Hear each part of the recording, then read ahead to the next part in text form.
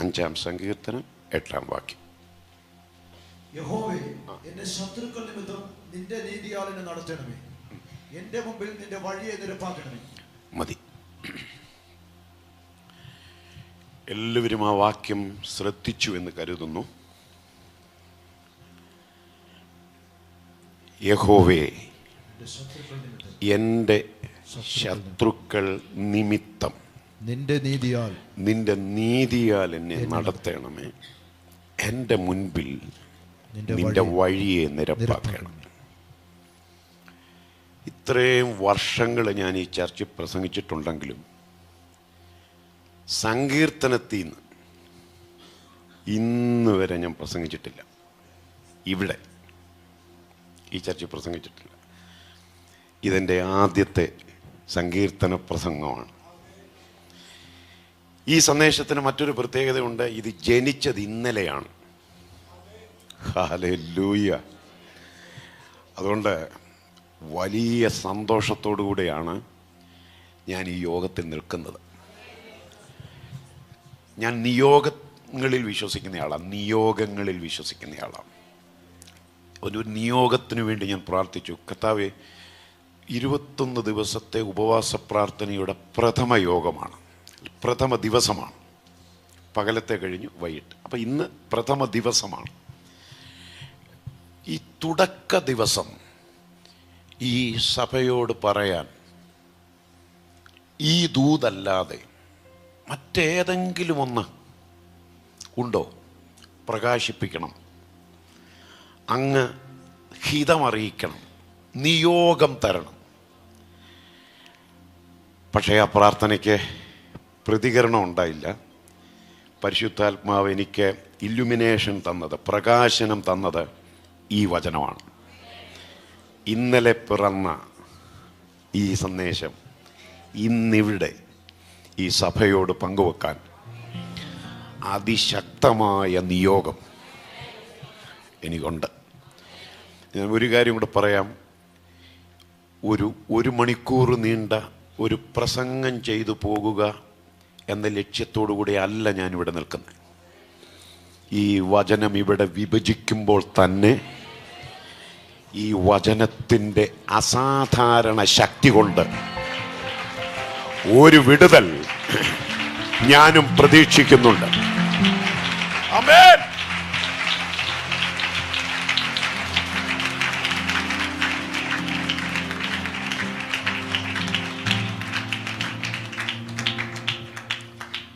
സന്തോഷിപ്പിക്കണമേ,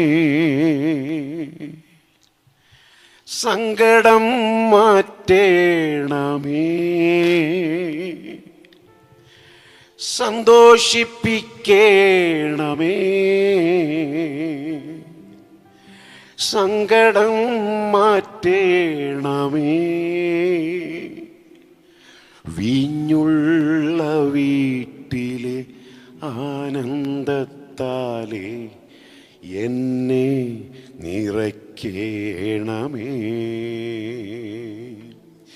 വീഞ്ഞുള്ള വീട്ടിലെ ആനന്ദത്താലേ എന്നെ നിറയ്ക്കണമേ.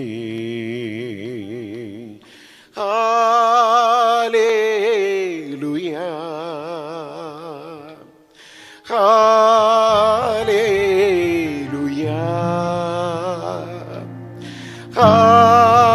ഹല്ലേലൂയ, ഹല്ലേലൂയ,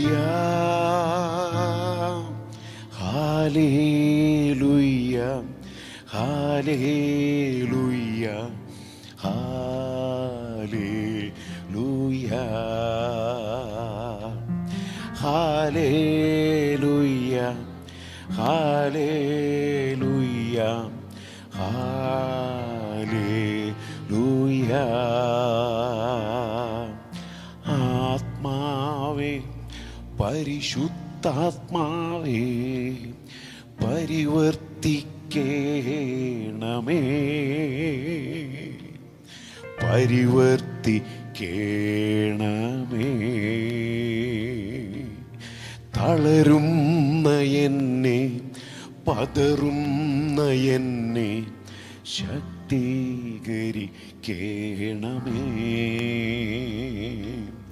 തളരുന്ന എന്നെ പതറുന്ന എന്നെ ശക്തീകരിക്കണമേ.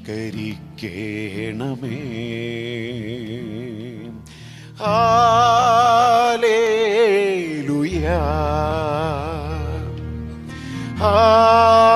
Hallelujah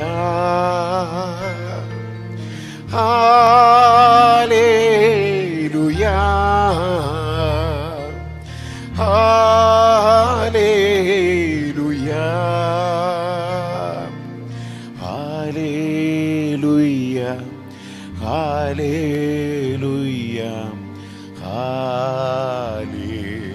hallelujah hallelujah hallelujah hallelujah.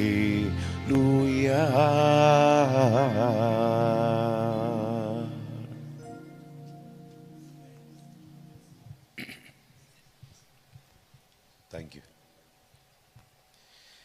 ഞങ്ങളെപ്പോലെയുള്ള ദൈവദാസന്മാരുടെ പിച്ച് കീബോർഡിനകത്ത് പിടിക്കുക എന്ന് പറഞ്ഞാൽ അസാധാരണ കഴിവുള്ളവർക്കേ പറ്റുള്ളൂ. കാരണം ഞങ്ങൾ ഈ ഇരിക്കുന്ന ഇരിപ്പിൽ ഇങ്ങനെ പിച്ച് മാറ്റുന്നവരാണ്. ഞങ്ങൾക്ക് പിച്ചല്ല, പിച്ചും പേയുമാണ്. ഞങ്ങൾക്കെന്ന് പറയേണ്ട എൻ്റെ കാര്യം പറയുക.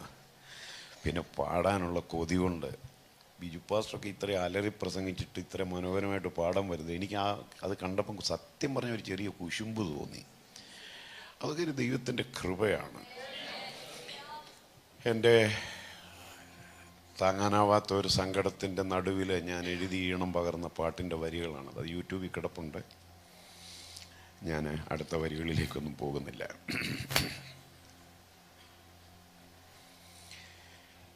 ദാവീദിൻ്റെ ഒരു പ്രാർത്ഥനയാണ് ഇന്നത്തെ നമ്മുടെ ധ്യാനം. ഈ സങ്കീർത്തനത്തിൽ നമ്മൾ വായിക്കുന്നത്, യഹോവേ രാവിലെ എൻ്റെ പ്രാർത്ഥന കേൾക്കണമേ. ഒരു പ്രഭാത പ്രാർത്ഥനയാണിത് ദാവീദിൻ്റെ. പക്ഷെ ഈ പ്രഭാത പ്രാർത്ഥന നമ്മൾ ശ്രദ്ധിച്ചാൽ ഇതിൽ താൻ അവതരിപ്പിക്കുന്ന വിഷയങ്ങളെല്ലാം അതീവ ഗൗരവമുള്ളതാണ്. അതീവ ഗൗരവമുള്ളതാണ്. ഇടയ്ക്കൊരു കാര്യം പറഞ്ഞോട്ടെ. കോയമ്പത്തൂരിൽ നിന്നൊരു സഹോദരൻ നമ്മുടെ ഈ മീറ്റിങ്ങിൽ ഓൺലൈനിൽ കയറിയിട്ടുണ്ട്. അദ്ദേഹം എനിക്ക് മെസ്സേജ് ഇട്ടിരുന്നു. ഡെലിവറൻസ് ചർച്ച അറിയാത്ത ഒരു സഹോദരൻ പ്രഭാകര പ്രത്യേക വന്ദനം. നിങ്ങൾക്കറിയാം, വർഷങ്ങളായിട്ട് നിങ്ങളുടെ ചർച്ചിലെ മീറ്റിങ്ങിന് ഫോളോ ചെയ്യുന്നയാളാണ് അദ്ദേഹം. അദ്ദേഹത്തിൻ്റെ ഭാര്യ ലൗലി മരിച്ചുപോയി. അദ്ദേഹം മാനസികമായി വളരെ വേദനിക്കുന്നൊരു സഹോദരനാണ്. പക്ഷേ കർത്താവിനെ ഒത്തിരി സ്നേഹിക്കുന്നയാളാണ്. സ്ഥിരമായി എൻ്റെ യോഗങ്ങളിൽ അദ്ദേഹം ഓൺലൈനിൽ കയറുന്നയാളാണ്. നിങ്ങൾ അറിയാതെ പോകരുത്. നിങ്ങളുടെ യോഗങ്ങൾ ഫോളോ ചെയ്യുന്ന നിങ്ങളറിയാത്ത ഒരുപാട് പേരുണ്ട്. എല്ലാവരെയും വന്ദനം ചെയ്യുക. നമുക്ക് ഈ സങ്കീർത്തനത്തിൻ്റെ പൊതു സ്വഭാവം ഒന്നും ഇനി അവതരിപ്പിക്കാൻ ഞാൻ സമയമെടുക്കാതെ ഈ വിഷയ വിഭജനത്തിലേക്ക് നമ്മൾ ഒരുമിച്ച് വരികയാണ്. കർത്താവ് നമ്മോട് സംസാരിക്കട്ടെ. ദാവീദ് പ്രാർത്ഥിക്കുന്ന ആ വാചകം ശ്രദ്ധിച്ചേ. യഹോവേ, എൻ്റെ ശത്രുക്കൾ നിമിത്തം നിന്റെ നീതിയാൽ എന്നെ നടത്തണമേ. എൻ്റെ മുമ്പിൽ നിന്റെ വഴിയെ നിരപ്പാക്കണം. ആ വാക്യം ആദ്യം ഒന്ന് വിഭജിക്കാം. നമുക്കെല്ലാവർക്കും മനസ്സിൽ ഓർക്കത്തക്ക നിലയിൽ ആ വാക്യം ഒന്ന് വിഭജിക്കാം. രണ്ട് വിഷയം ദാവീദ് തൻ്റെ പ്രാർത്ഥനയിൽ ഈ വാക്യത്തിൽ വെച്ചേക്കുന്നു. രണ്ട് വിഷയം. ഒന്ന്, യഹോവേ നിന്റെ നീതിയാൽ എന്നെ നടത്തണം. ഒന്നുകൂടെ പറഞ്ഞാൽ, ദൈവമേ നീ നിന്റെ നീതി വെളിപ്പെടുത്തണം. രണ്ട്, എൻ്റെ മുൻപിൽ നിന്റെ വഴിയെ നിരപ്പാക്കണം. രണ്ടാമത്തെ പ്രാർത്ഥന വിഷയം വഴി നിരപ്പാക്കണം. നീതി നടത്തണം, വഴി നിരപ്പാക്കണം. ഞാൻ ഈ വാക്യത്തിലേക്ക് വിഭജനത്തിലേക്ക് കയറും മുമ്പ് നിയോഗം ദൈവാത്മാവ് തരുന്നത് കൊണ്ട് ദൂത് പറയട്ടെ. ഈ 21 ദിവസത്തെ പ്രാർത്ഥന തീരുന്നതിനു മുൻപ് സംഭവിക്കാൻ പോകുന്ന രണ്ട് കാര്യങ്ങൾ. ഒന്ന്, നമ്മുടെ ചില വിഷയങ്ങളിൽ ദൈവം നീതി വെളിപ്പെടുത്തും.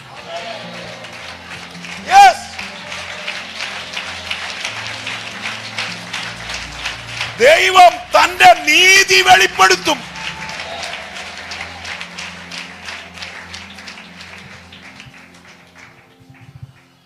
ഇതിനേക്കാൾ ആവേശമുള്ളതാണ് അടുത്ത വിഷയം.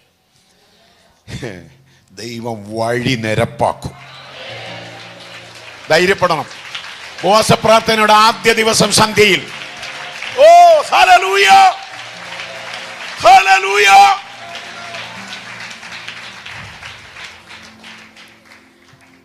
നീതി നടത്തുന്ന ദൈവം, വഴി നിരപ്പാക്കുന്ന ദൈവം.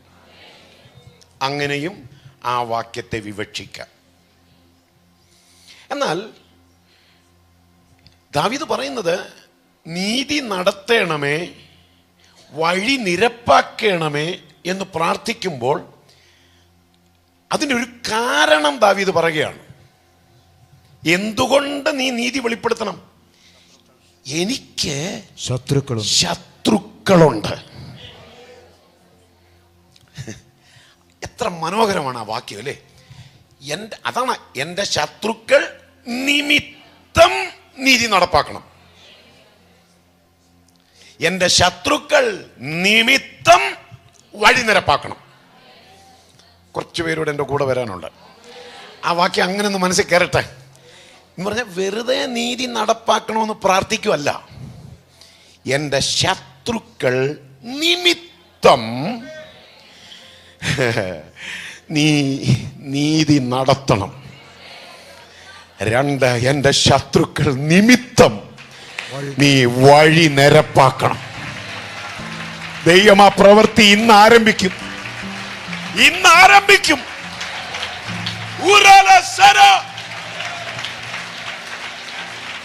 നീതി നടത്തുന്നവന്റെ വലങ്കരം, വഴി നിരത്തുന്നവന്റെ മഹാഭുജം ഈ രാത്രി ഇതിനകത്ത് വെളിപ്പെട്ട് നിൽക്കുമ്പോ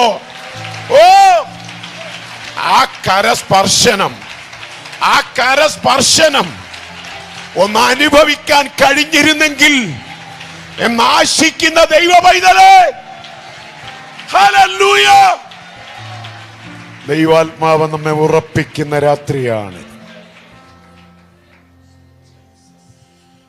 അപ്പൊ നമുക്ക് ശരിക്കും എന്ത് നിമിത്തമാണ് നീതി നടത്തേണ്ടത്, വഴി നിരപ്പാക്കേണ്ടതെന്ന് ദാവീദ് പറയുന്നത് കൊണ്ട് തന്നെ ഈ വാക്യത്തിൽ ഗഹനമായി നമ്മൾ ചിന്തിക്കേണ്ട ഒരു ഭാഗം ദാവീദിന്റെ ശത്രുക്കളെ കുറിച്ചാണ്. ശത്രുക്കൾ നിമിത്തമാണല്ലോ ദൈവം നീതി നടത്തേണ്ടത്. ശത്രുക്കൾ നിമിത്തമാണല്ലോ വഴി നിരപ്പാക്കേണ്ടത്. അങ്ങനെയാണെങ്കിൽ ശത്രുക്കളെ കുറിച്ചാണ് നമ്മൾ ഈ സന്ദേശത്തിൻ്റെ ആദ്യ ഭാഗത്ത് ഒന്ന് ധ്യാനിക്കേണ്ടത്. നിങ്ങൾ നോക്കിയാൽ ഞാൻ എല്ലാ സങ്കീർത്തനങ്ങളിലേക്കും പോകാതെ അത്യാവശ്യം ഇന്നലെ വെളുപ്പിനെ 5:30 മണിക്ക് ഞാൻ കുറിച്ച കുറച്ച് വാക്യങ്ങൾ ഓടിച്ചൊന്ന് നിങ്ങൾ ശ്രദ്ധിക്കണേ. 3-ാം സങ്കീർത്തനത്തിൻ്റെ 7-ാം വാക്യം വായിച്ച്. യഹോവേ എഴുന്നേൽക്കണമേ, എന്റെ ദൈവമേ എന്നെ രക്ഷിക്കണമേ, നീ എന്റെ ശത്രുക്കളെയൊക്കെയും ചെകിട്ടത്തടിച്ചു. കണ്ടോ, ആ പദമാണ് ശ്രദ്ധിക്കേണ്ടത്. നീ ശത്രുക്കളെ ചെകിട്ടത്തടിച്ചെന്നല്ല, നീ എന്റെ ശത്രുക്കളെ. നമ്മളാരും ഒരഭ്യാസവും കാണിക്കണ്ട. നാടൻ ഭാഷയിൽ പറഞ്ഞാൽ കൈകാര്യം ചെയ്യാൻ അറിയാവുന്നവൻ, എവിടെ കൊടുക്കണമെന്നറിയാവുന്നവൻ, അടി എവിടെ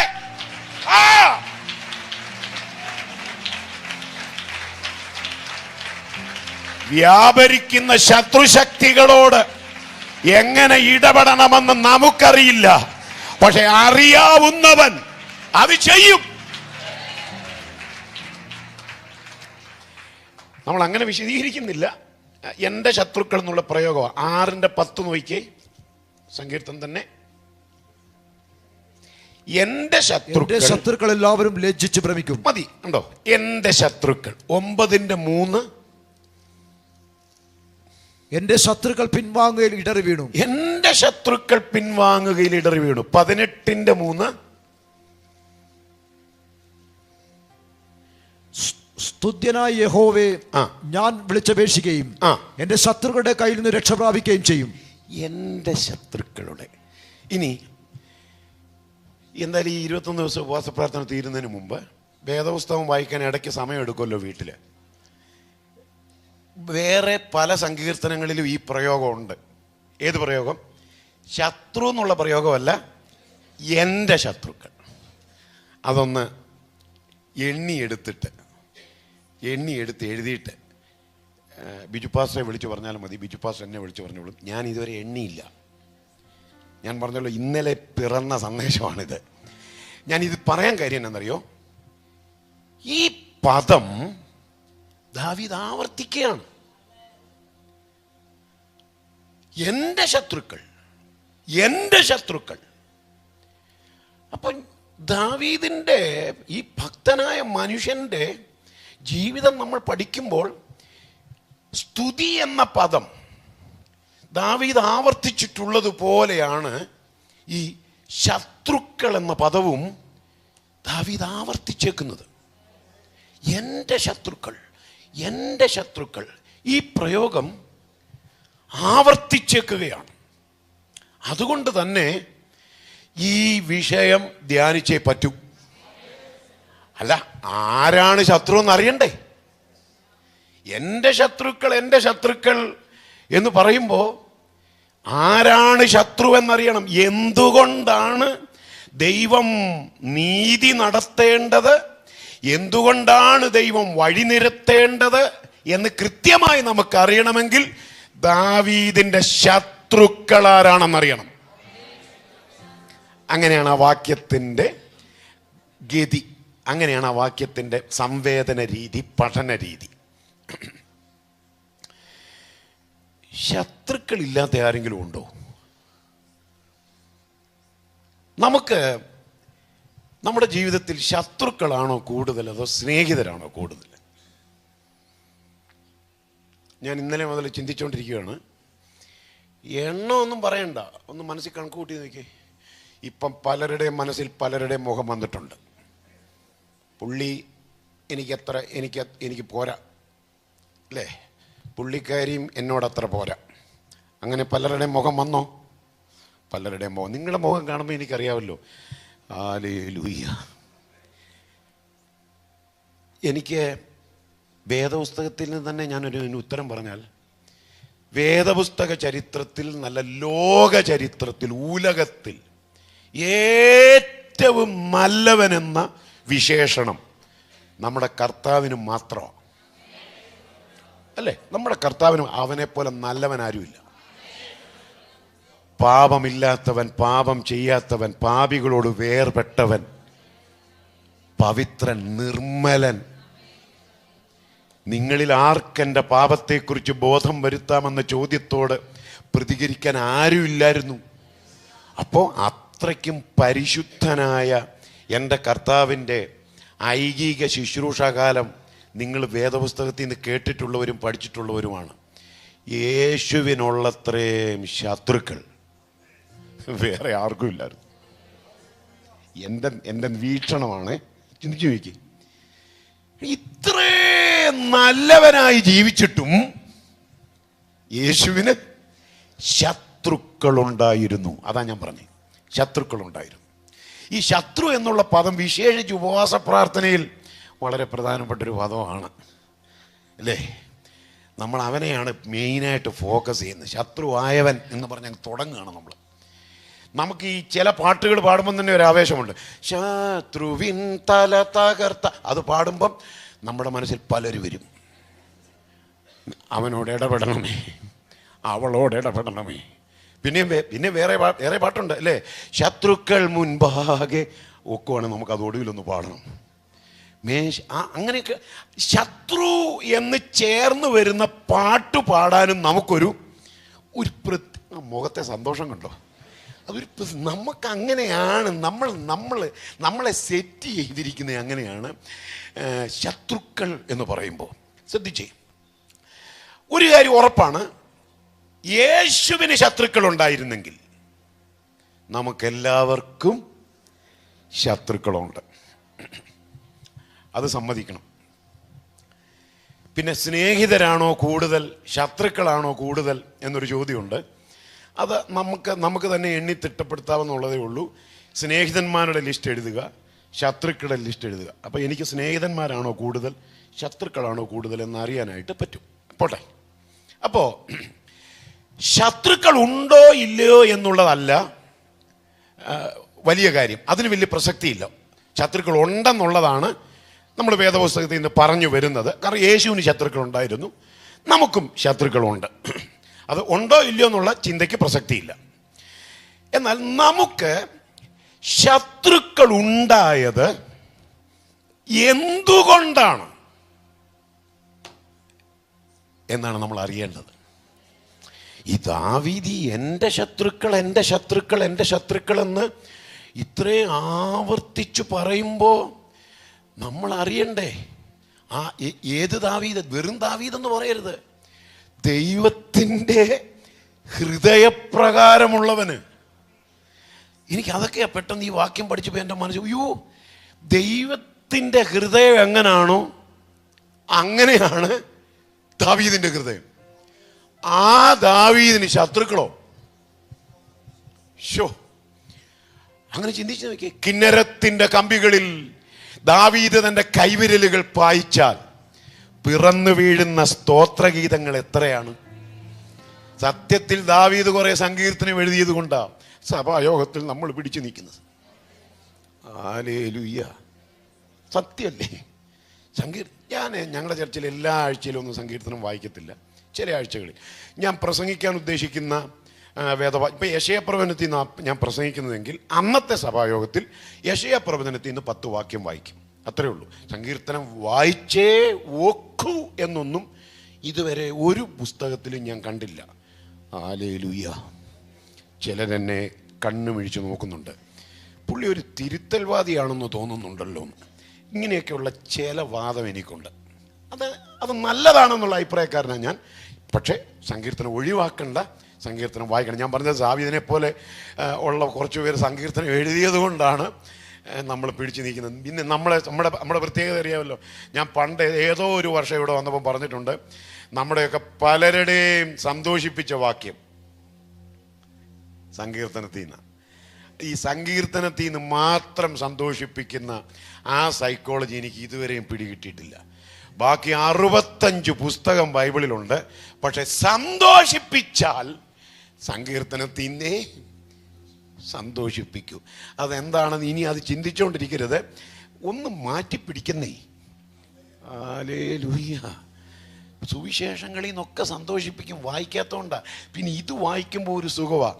അവൻ എന്നോട് പറ്റിയിരിക്കിയാൽ ഞാൻ അവനെ വിടുവിക്കും. അപ്പം ഈ വിടുവിക്കുമെന്നൊക്കെ പറയുന്ന പദവും നമ്മളുമായിട്ടൊരു ബന്ധമുണ്ട്. വിടുതലാണല്ലോ നമ്മുടെ സ്വപ്നം. അതുകൊണ്ട് പിന്നെ എന്നാ ഒക്കെ പ്രത്യാശയുടെ പാട്ട് പാടിയാലും, കാന്തം വരാറായി ഞാനും പോകാറായി എന്ന് പാടിയാലും ഞാൻ അവനെ ദീർഘായുസ് കൊണ്ട് തൃപ്തി വരുത്തും.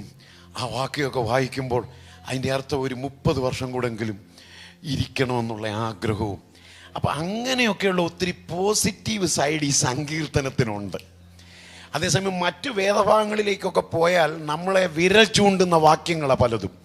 എഫ് ലേഖനം, വെളിപ്പാട് പുസ്തകം 2-ാം അധ്യായത്തിൽ നിന്ന് ഈ വാക്യം ആരെങ്കിലും വായിച്ചു കേട്ടിട്ടുണ്ടോ? കഴിഞ്ഞ ആഴ്ചയിൽ ദൈവത്തിൻ്റെ ആത്മാവ് എന്നോട് ഇടപെടുകയും എന്നോട് കൃത്യമായി വാദിക്കുകയും ചെയ്തൊരു വേദഭാഗം വായിച്ചുകൊണ്ടിരുന്നു കൊള്ളാം. എങ്കിലും നിന്റെ ആദ്യ സ്നേഹം വിട്ടുകളഞ്ഞു എന്നൊരു കുറ്റം. ചിലർ മുഖത്ത് കൈവച്ചു. ഇത്രയും കാലത്തിനോടകം നമ്മൾ തൊടുകയില്ല. അതിൻ്റെ കാര്യം എന്താ പറയുക? നമ്മളെ അറസ്റ്റ് ചെയ്യുമെന്ന് തോന്നുന്ന മേഖലകളിൽ നിന്ന് നമ്മൾ ഇടവഴിയിലൂടെ മുങ്ങും. കണ്ടിട്ടുണ്ടോ? ഞാൻ പണ്ട് ചെയ്തിട്ടുണ്ട്. പണ്ട് ലൈസൻസ് എടുക്കാതെ 5 വർഷം വണ്ടി ഓടിച്ച ആളാണ് ഞാൻ. 4 വീലർ അല്ല, 2 വീലർ, 4 വീലർ ഇല്ലാതിരുന്ന കാലത്ത്. അപ്പോൾ എവിടെങ്കിലും ചെക്കിംഗ് ഉണ്ടെന്ന് വരുന്നവർ പറഞ്ഞാൽ നമ്മൾ അന്നേരം പുതിയൊരു വഴി ഉണ്ടാക്കും. എത്രയോ പേരുടെ പറമ്പിൽ കൂടെ സൈഡിൽ കൂടെ നമ്മൾ വണ്ടിയും കൂടെ രക്ഷപ്പെട്ടിട്ടുണ്ട്. എന്ന് പറഞ്ഞതുപോലെ ചില മേഖലകൾ ഞാൻ ദൈവം കൂടെ പറയാം, വേദപുസ്തകത്തെ ആരും അങ്ങനെ കാണരുത്. ഇത് മുഴുവൻ ദൈവത്തിൻ്റെ വചനമാണ്, ഇത് മുഴുവൻ ദൈവത്തിൻ്റെ അരുളപ്പാടാണ്. അപ്പോൾ നോക്കിക്കേ, എന്തുകൊണ്ടാണ് ദാവീദിന് ശത്രുക്കൾ ഉണ്ടായത്? ഇപ്പൊ ദാവീദ് പറയുന്നത്, എൻ്റെ ശത്രുക്കൾ നിമിത്തമാണ് നീ നീതി നടപ്പാക്കേണ്ടത്, നീ വഴി നിരപ്പാക്കേണ്ടത്. അപ്പൊ നീതി നടത്തേണ്ടതും വഴി നിരത്തേണ്ടതുമായ ദാവീദിന്റെ ആവശ്യമെന്ന് പറയുന്നത് ശത്രുക്കളാണ്, ശത്രുക്കൾ നിമിത്തമാണ്.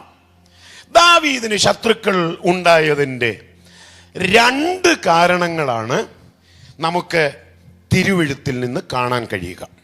ദാവീദിന് എൻ്റെ ശത്രുക്കൾ, എൻ്റെ ശത്രുക്കൾ, എൻ്റെ ശത്രുക്കൾ എന്ന് ആവർത്തിച്ചു പറഞ്ഞിരിക്കുന്നത് കൊണ്ട് ദാവീദിന് ശത്രുക്കൾ ഉണ്ടായതിൻ്റെ 2 കാരണങ്ങൾ. 1,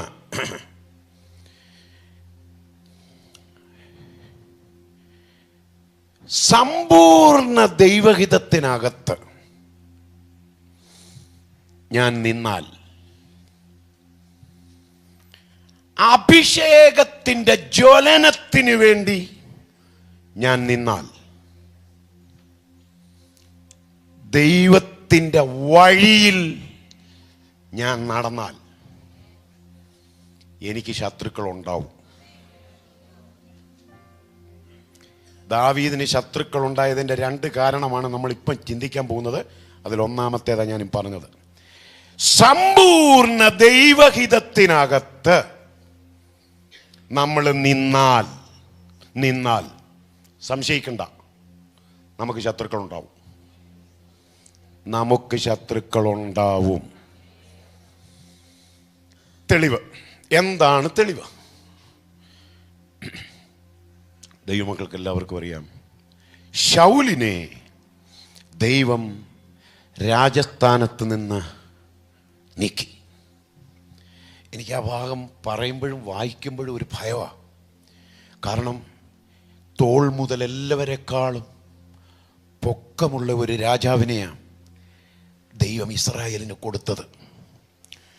ഈ ദൈവം കൊടുത്തു എന്ന് പറയുന്ന ആ ഭാഗം നമ്മൾ പഠിച്ചാൽ അറിയാതെ കർത്താവിനെ സ്തുതിക്കും. ദൈവം ആർക്ക് എന്തോ കൊടുത്താലും നല്ലതേ കൊടുക്കും. കാരണം ഇസ്രായേൽ സഭക്കാർക്ക് അവരുടെ രാജാവ് എന്തിയെന്ന് ചൂണ്ടിക്കാണിക്കാൻ എളുപ്പമാണ്. 10,000 നിൽക്കുന്നിടത്തായാലും.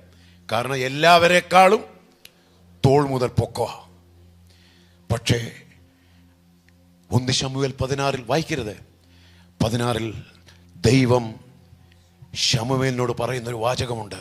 ശമൂവേലേ, ശൗലിനെ ഞാൻ രാജസ്ഥാനത്ത് നിന്ന് നീക്കി എന്ന് നീ അറിഞ്ഞിരിക്കെ നീ അവനെക്കുറിച്ച് എത്രത്തോളം ദുഃഖിച്ചിരിക്കും. കർത്താവ് പറഞ്ഞ ദൈവം തമ്പനെ പറഞ്ഞ ആ വാക്ക് ഭയങ്കര വിശദീകരണം വേണ്ട വാക്കാ. എത്ര മനോഹരമാണ് എന്ന് പറഞ്ഞാൽ, അതിൻ്റെ ഒരു രത്ന ചുരുക്കത്തിൽ ഒരു വാക്കം പറയാം, ഒരു വാചകം പറയാം. ഈ ദുഃഖിച്ചിരിക്കുന്നത് ഒന്നിനും ഒരു പരിഹാരമല്ല. അതാ ദൈവം പറഞ്ഞ ആ വാക്യത്തിന്റെ ഒരർത്ഥം. നീ എത്രത്തോളം അവനെക്കുറിച്ച് ദുഃഖിച്ചുകൊണ്ടിരിക്കും. കാരണം നീ ദുഃഖിച്ചുകൊണ്ടിരിക്കുന്നതുകൊണ്ട് ഒരു ഗുണവും ഇല്ല. അതാ ദൈവം പറഞ്ഞു. ഞാൻ ദൈവമക്കളോട് പറയുകയാണ്, വെറുതെ ദുഃഖിച്ചിരിക്കരുത്. അത് എൻ്റെ വാക്കുകളല്ല, ദൈവത്തിന്റെ വാക്കുകളാണ്. നീ എത്രത്തോളം ദുഃഖിച്ചിരിക്കും? ദൈവം പറയുന്നത്, നീ ശൗലിനെ കുറിച്ചല്ല ദുഃഖിക്കുന്നത്, ഞാൻ അവനെ തള്ളി. അത് ഭയപ്പെടേണ്ട ഒരു വാചകമാണ്. ദൈവം പൊക്കവും വണ്ണവും ഒന്നും നോക്കിയല്ല നമ്മെ നിർത്തുന്നത്. ദൈവത്തിന്റെ പ്രമാണത്തിനകത്താണോ ഞാൻ നിൽക്കുന്നത്? ആമേൻ. അങ്ങനെയുള്ള നമ്മളെ തള്ളിക്കളയാൻ, തള്ളിയിടാൻ ഒരു ശക്തിക്കുമാവില്ല. എന്നാൽ ഇന്ന് രാത്രി കർത്താവിനെ ഭയപ്പെടണം. ആക്കി വെക്കുന്നവന് നീക്കിക്കളയാനുമുള്ള അധികാരമുണ്ട്. അപ്പൊ ശമൂവേലിനോട് പറഞ്ഞു, നീ എന്തിനാ ദുഃഖിച്ചിരിക്കുന്നത്? കൊമ്പിൽ തൈലം നിറച്ച് പുറപ്പെടുക. അത് മനോഹരമായ ചിന്തയാ അല്ലേ? കൊമ്പിൽ തൈലം നിറച്ച്. ചിലരുടെ പോക്കും ചിലരുടെ ഇടപാടുകളും കണ്ടാൽ അറിയാം, കൊമ്പ് കയ്യിലുണ്ട്, പക്ഷേ കൊമ്പിൽ തൈലമില്ല. അതെന്താണെന്ന് വ്യാഖ്യാനിക്കണ്ടല്ലോ.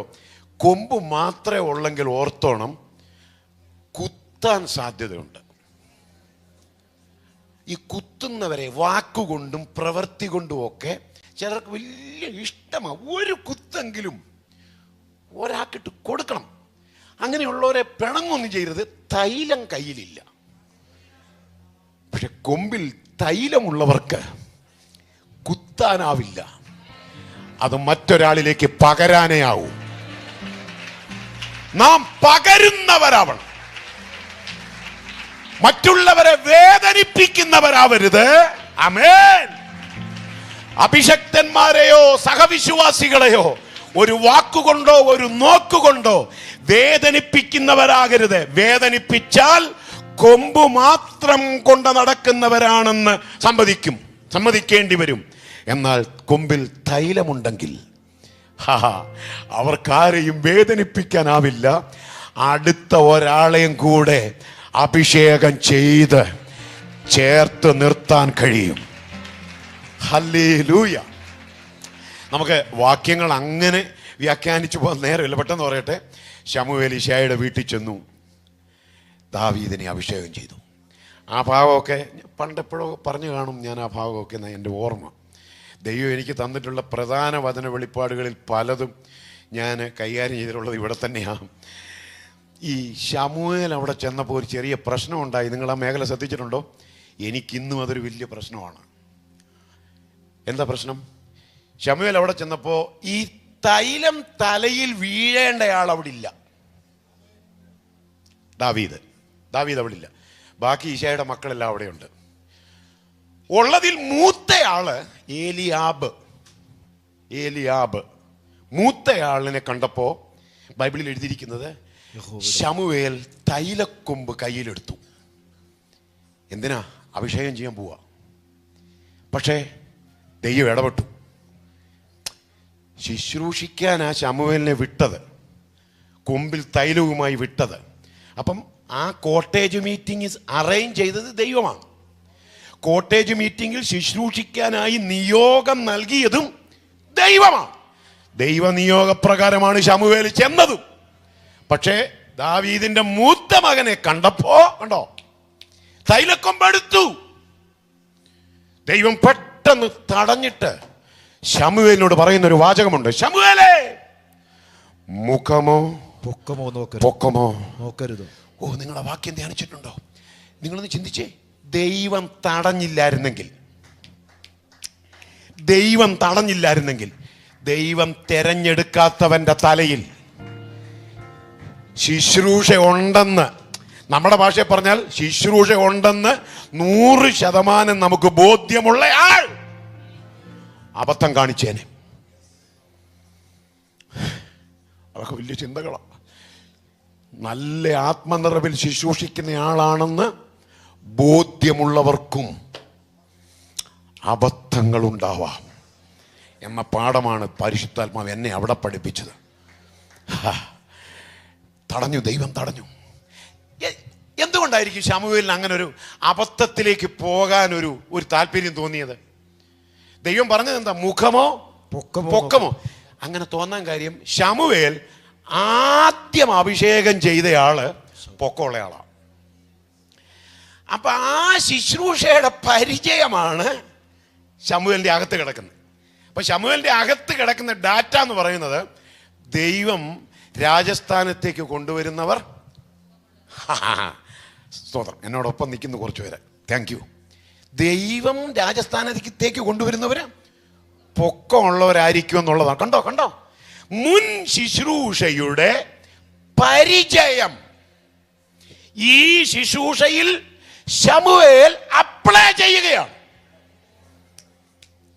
ദൈവമക്കൾ അത് എന്നെ മനസ്സിലാകുന്നുണ്ടോ എന്ന് പറഞ്ഞാൽ എൻ്റെ മുൻ ശുശ്രൂഷയുടെ പരിചയം വെച്ച് ഞാൻ അടുത്ത ശുശ്രൂഷ ചെയ്യുന്നു. അപ്പം ഞാൻ ഏതിൽ നിന്നാണ് മാറി നിൽക്കുന്നേ? നിയോഗത്തിൽ നിന്ന്. ദൈവത്തിൻ്റെ നിയോഗത്തിൽ നിന്ന് ഞാൻ ഓട്ടോമാറ്റിക്കലി മാറുക.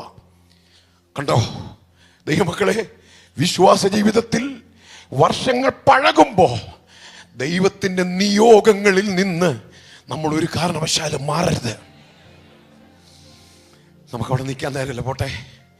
എന്തായാലും ദൈവം തടഞ്ഞില്ലായിരുന്നെങ്കിൽ തൈലം ഒഴിച്ചേച്ച് പോയേനെ. വീട്ടിൽ ചെല്ലുമ്പോൾ ശമൂവേലിൻ്റെ കുടുംബം ചോദിക്കുക, എങ്ങനെ ഉണ്ടായിരുന്നു ഇന്ന് പോയ മീറ്റിംഗ്? പകലത്തെ എന്നാ പകർച്ചയായിരുന്നു, ഭയങ്കര പകർച്ചയായിരുന്നു. ഞാൻ ആ കൊമ്പ് എടുത്തത് എനിക്ക് ഓർമ്മയുണ്ട്. ആമേൻ. ദൈവം തടഞ്ഞില്ലായിരുന്നെങ്കിൽ നമ്മുടെ നാടൻ ഭാഷ പറഞ്ഞാൽ പൊട്ടിപ്പോയാനേം ശുശ്രൂഷയിൽ.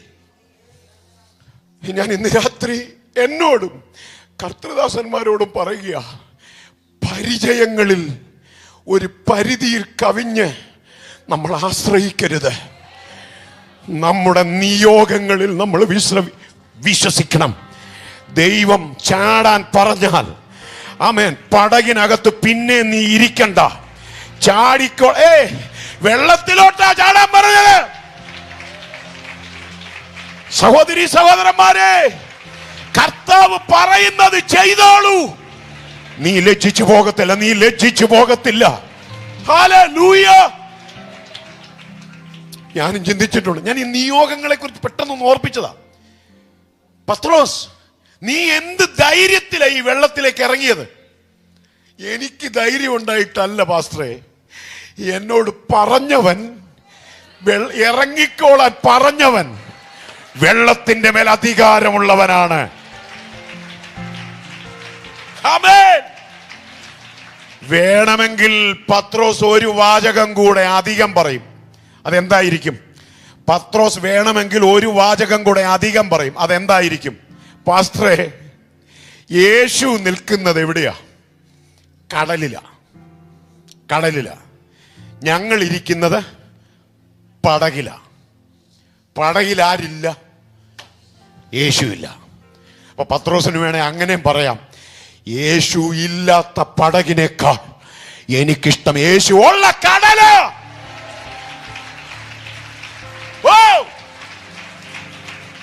തിരമാലകൾ ഉണ്ടെങ്കിലും സഹോദരി സഹോദരന്മാരെ, നമ്മുടെ ജീവിതത്തിനെതിരെ മറുകരയെത്താൻ അനുവദിക്കില്ലെന്ന് വാദിച്ച് പൊങ്ങിത്താഴുന്ന തിരമാലകൾ നമുക്കെതിരെ ഉണ്ടെങ്കിലും ഇന്ന് രാത്രി ധൈര്യപ്പെടണം. ഇരിക്കുന്ന പടകിൽ അവൻ ഇല്ലെങ്കിലും ഓർത്തോണം, യേശു ഉള്ള ആ തിരമാലകളുള്ള കടലാ നല്ലത്. ദൈവാത്മാവനോട് പറയുന്നു, പലരും തിരമാലകളോട് മല്ലിടുകയാണ്, പ്രതിസന്ധികളോട് മല്ലിടുകയാണ്. ധൈര്യപ്പെടുക. അധികാരമുള്ളവൻ ആ തിരമാലകളെ ചവിട്ടി മെതിച്ച് നടക്കാൻ അധികാരമുള്ളവൻ. Hallelujah, hallelujah, praise the Lord. കർത്തൃ സാന്നിധ്യം ആത്മാവിലും ശരീരത്തിലും അനുഭവിക്കുന്ന ഒരു സഭയെന്ന് ആരും പോവുകയില്ല, അനുഭവിക്കുന്നവരാരും പോവുകയില്ല. പക്ഷേ കർത്താവ് അവിടെ ഇല്ലെങ്കിൽ പിന്നെ ആള് പോകുന്നതിന് കുറ്റമൊന്നും പറയണ്ട. കർത്താവിൻ്റെ സാന്നിധ്യം ഉണ്ടെങ്കിൽ അവിടുന്ന് ആരും പോവുകയില്ല. ഇതിനകത്ത് ഇന്ന് രാത്രി നിറഞ്ഞു നിൽക്കുന്നത് കർത്താവിൻ്റെ സാന്നിധ്യമല്ലേ? ആ കർത്താവിൻ്റെ സാന്നിധ്യം മതിയാവോളം അനുഭവിക്കാൻ കഴിയട്ടെ. സാന്നിധ്യത്തെക്കുറിച്ച് പറയുമ്പോൾ എൻ്റെ അകത്ത് കത്തുന്നൊരു ചിന്തയുണ്ട്. ഞാൻ ഈ കഴിഞ്ഞ ദിവസങ്ങളൊക്കെ പലയിടത്ത് കേട്ടൊരു വാചകമാണ്, സാന്നിധ്യം ഇറങ്ങി വരട്ടെ. ഒരാൾ പറയുക, ആളുടെ പേര് പറഞ്ഞാൽ ചിലപ്പോൾ നിങ്ങൾക്ക് അറിയായിരിക്കും. അതൊക്കെ വേദപുസ്തക വെളിച്ചത്തിൽ മണ്ടത്തരം പറയുക. എന്നാൽ ഈ പാവപ്പെട്ട ദൈവമക്കൾ ഇപ്പോൾ വചനമൊന്നും ഓർത്തല്ല, അവർ പാവങ്ങൾ അല്ലേലിയ പറയും. സാന്നിധ്യം ഇറങ്ങി വരണം. എവിടുന്ന്? 2-3 പേർ എൻ്റെ നാമത്തിൽ കൂടി വരുമ്പോൾ ഞാൻ അവരുടെ നടുവിൽ ഉണ്ട്. ആരും സാന്നിധ്യം ഇറക്കണ്ട. അത് നമ്മളെ കൊണ്ട് പറ്റുന്ന കാര്യമൊന്നുമല്ല. എന്ത് ചെയ്യാം? നമ്മുടെ ആത്മീയ ഗോളത്തിൽ ഇങ്ങനെ വേദപുസ്തക വിരുദ്ധമായ ഒരാത്മീയത ഇങ്ങനെ വ്യാപരിക്കുന്നുണ്ട്. അത് വചനം അറിയാവുന്നവരുടെ അടുത്ത് ചിലവാകത്തില്ല. യാക്കോബ് പറഞ്ഞത് എന്താ? ഈ സ്ഥലത്ത് യഹോവയുണ്ട്, സത്യം, ഞാനോ അത് അറിഞ്ഞില്ല. അങ്ങനെ പറ്റും. ദൈവസാന്നിധ്യം ഉള്ള സ്ഥലത്ത് അത് അറിയാതിരിക്കാൻ നമുക്ക് പറ്റും. പക്ഷെ ഇന്ന് രാത്രി ഇതിനകത്തുള്ള ദൈവസാന്നിധ്യം അറിയുന്നു എന്ന് പറയുമ്പോൾ അത് എങ്ങനെ അറിയാം? ഈ വചനത്തോട് വാ തുറന്ന് പ്രതികരിച്ചാൽ. കാരണം വചനം ദൈവമാ, വചനം ദൈവമാ. വാ തുറന്ന് വചനത്തോട് പ്രതികരിച്ചാൽ ആ സാന്നിധ്യം ആമേൻ. സങ്കടമുണ്ട്, ഒറ്റ വാക്ക് പറഞ്ഞു വിടാം. ആ സാന്നിധ്യത്തെ കുറിച്ച് പറഞ്ഞതുകൊണ്ട് 3.5 വർഷം ലിറ്ററലി അക്ഷരീകമായി യേശുവിന്റെ സാന്നിധ്യം അനുഭവിച്ചയാളാ യൂദ. എന്തെങ്കിലും മാറ്റം ഉണ്ടായോ യൂദയ്ക്ക്? നോ. ഇങ്ങനെയാണ് ചിലർ ആത്മീയ ജീവിതം. ദൈവസാന്നിധ്യം അനുഭവിക്കുന്നു എന്ന് പറയുന്നവരിൽ പോലും ഒരു മാറ്റമില്ല. ആ പരുക്കൻ സ്വഭാവവും ആ പരുക്കൻ പ്രകൃതവും ആ പരുക്കൻ വാക്കുകളും പലരെയും വിട്ടുപോയിട്ടില്ല. അതുകൊണ്ട് എന്താ, അങ്ങനെയുള്ളവരുടെ ആത്മീയത ശ്രദ്ധിച്ചിട്ടുണ്ടോ? അവരാരും ആത്മീയത്തിൽ വളരുന്നില്ല. ആത്മീയത്തിലെന്ന് മാത്രമല്ല, ഭൗതിക മേഖലകളിലും അവരൊരു പരിധിക്കപ്പുറത്തേക്ക് പൊങ്ങുന്നില്ല. ഞാൻ അതുകൊണ്ട് ദൈവമക്കളോട് പറയുക, ഒരു കൊച്ചു കുഞ്ഞിനെ പോലെ ദൈവസാന്നിധ്യം ആത്മാവിൽ അനുഭവിച്ച് അതിനോട് അതരം തുറന്നു പ്രതികരിച്ചാൽ ആമേൻ, ആമേൻ, ഹല്ലേലൂയ.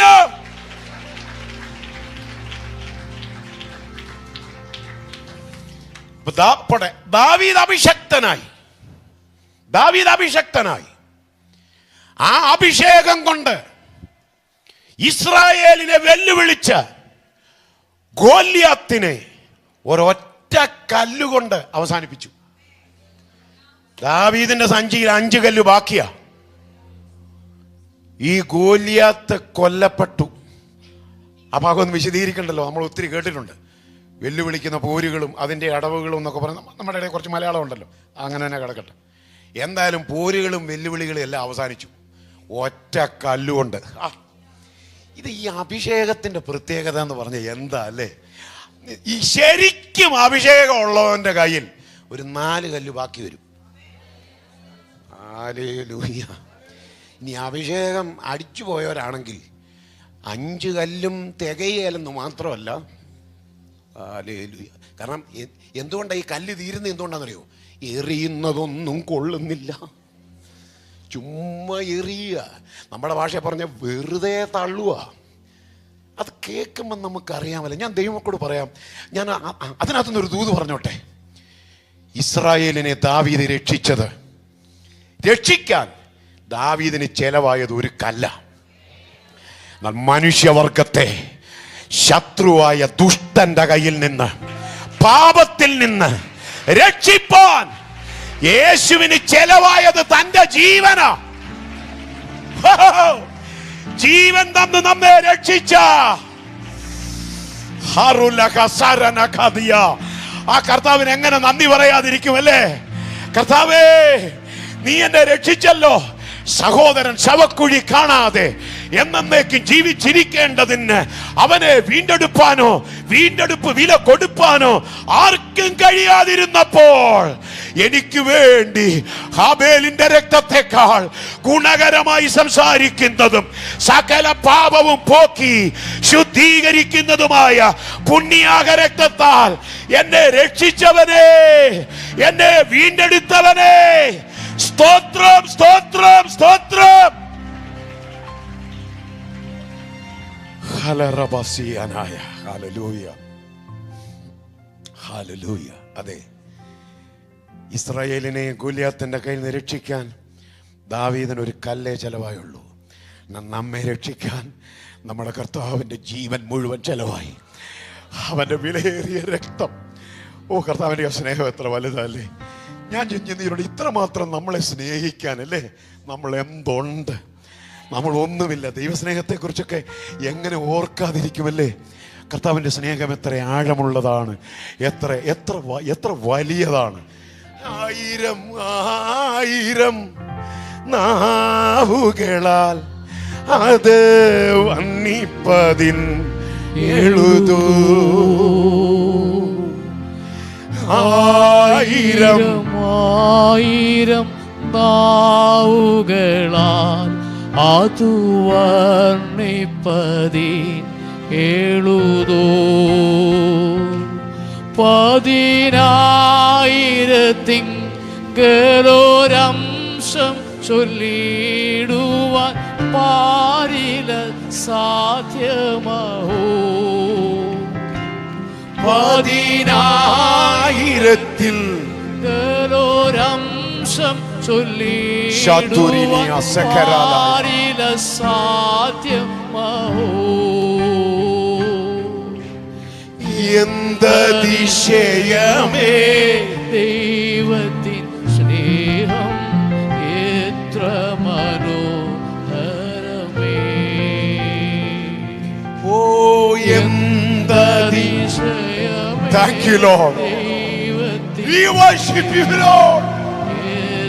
കർത്താവേ, നിന്റെ സ്നേഹം. ആമേൻ. ഹല്ലേലൂയ. ഹല്ലേലൂയ. കുത്തഴിഞ്ഞ കൊലപാതക രാഷ്ട്രീയത്തിൻ്റെ ഈറ്റില്ലമെന്ന് വിളിക്കുന്ന കണ്ണൂര് ജനിച്ചു വളർന്നയാളാണ് ഞാൻ. എൻ്റെ അപ്പനൊരു രാഷ്ട്രീയ പ്രവർത്തകനായിരുന്നു. ആ അപ്പൻ്റെ ചുവട് വെച്ച് ഞാനും പോയിരുന്നെങ്കിൽ കണ്ണൂരിൻ്റെ രാഷ്ട്രീയ ചിത്രമനുസരിച്ച് എന്നെ ആരെങ്കിലും തല്ലിക്കൊന്നേനെ, അല്ലെങ്കിൽ ഞാൻ ആരെയെങ്കിലും കൊന്നിട്ട് ജയിലിൽ പോലെ. എന്നോടൊപ്പം 10ാം ക്ലാസ്സിൽ പഠിച്ച ബാബു ഗ്രിഗോറിയോസ് ഇന്നും വിയൂർ സെൻട്രൽ ജയിലിൽ ഇരട്ട ജീവപര്യന്തത്തിന് ശിക്ഷിക്കപ്പെട്ട് കിടക്കുക. ഞാനിത് അറിയാതെ പെട്ടെന്ന് എൻ്റെ മനസ്സിൽ വരാൻ കാര്യം എന്നറിയോ? കർത്താവിൻ്റെ ഈ സ്നേഹം. ആമേൻ. അതാ എന്നെ ഇവിടെ നിർത്തിയത്. ഈ ഡെലിവറൻസ് ചർച്ചിൽ സഹോദരൻ നീ കേറി വന്നത് ബിജു പാസ്റ്റർ വിളിച്ചിട്ടല്ല. നിന്റെ യോഗ്യത നോക്കാതെ അല്ലെങ്കിൽ ഇവിടുത്തെ MDMA കഴിച്ച് കഞ്ചാവ് അടിച്ച് ഈ കൊച്ചി പട്ടണത്തിൽ എന്നേ തീരേണ്ടതാണ്. എന്നാൽ അവന്റെ തിരഞ്ഞെടുപ്പ് ഓർക്കുമ്പോ അന്തരംഗം നന്ദി കൊണ്ട് നിറയുന്നില്ലേ? Hallelujah.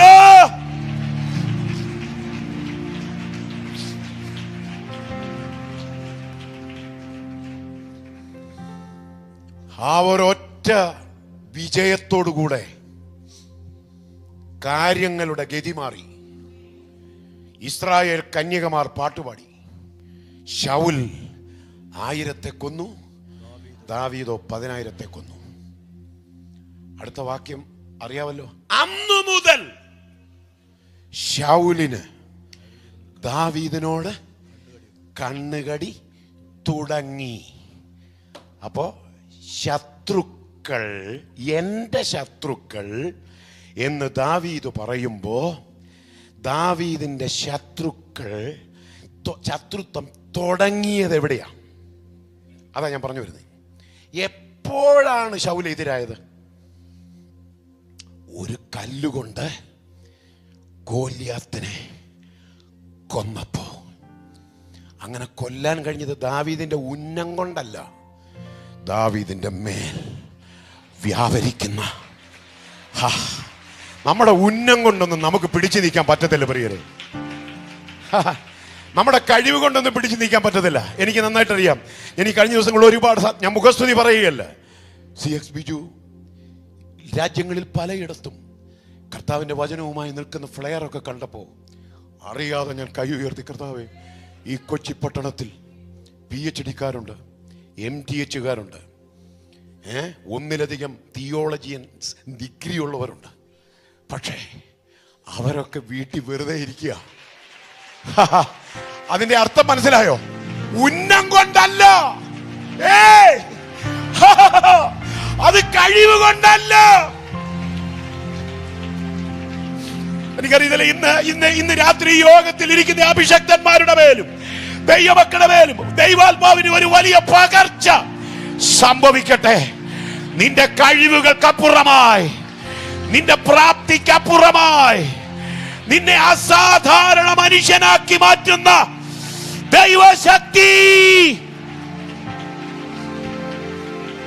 kurala hatara jagana lai shetura laham teranaya. രക്തം ചെയ്യം, രക്തം ചെയ്യം, രക്തം ചെയ്യും. ദൈവാത്മാ പറയുന്നു, ഇന്ന് രാത്രി ഇതിനകത്തുനിന്ന് ചിലർ എഴുന്നേൽക്കുമ്പോൾ അവരുടെ കഴിവിനപ്പുറത്ത് വ്യാപരിക്കുന്ന ശക്തിയുടെ വലുപ്പം മൺകൂടാരത്തിൽ ഏറ്റെടുത്തേ പോകൂ, ഏറ്റെടുത്തേ പോകൂ. ഇല്ല, നിന്നെ വെറുതെ വിടത്തില്ല കർത്താവ്. ഹല്ലേലൂയ. ശത്രുവിനെ കാണുമ്പോ നമ്മൾ വിറയ്ക്കുവല്ല, നമ്മുടെ മുട്ടാടുവല്ല. അഭിഷേകമുള്ള നമ്മളെ കാണുമ്പോ ശത്രു വിറയ്ക്കണം.